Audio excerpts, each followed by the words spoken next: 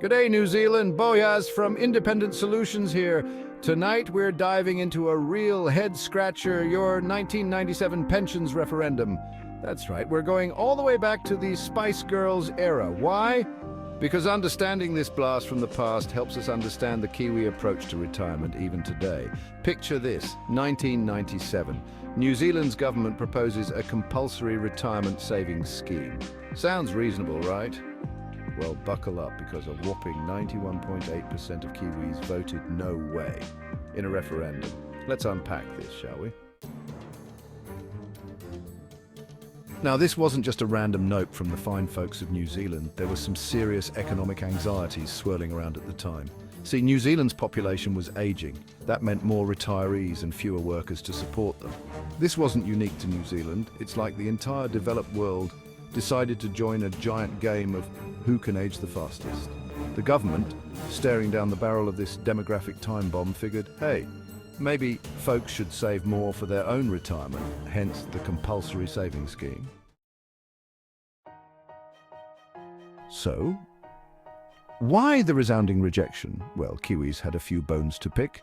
First, there was a deep-seated distrust of the government managing their money. It's like asking your friend who loses their phone charger every other day to hold on to your winning lottery ticket. Second, many argued that the scheme unfairly burdened low-income earners. They were already struggling to make ends meet. Forcing them to save even more felt like adding insult to injury. And lastly, there was a strong sense of, if it ain't broke, don't fix it.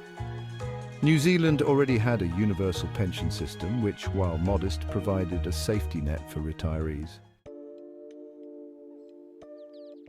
Section 4. The Long Shadow of 1997. Implications for New Zealand's retirement system. The 1997 referendum sent a crystal-clear message. Kiwis weren't sold on mandatory retirement savings. It was like trying to convince a nation of hobbits to go bungee jumping. Not gonna happen. This resounding no had lasting consequences.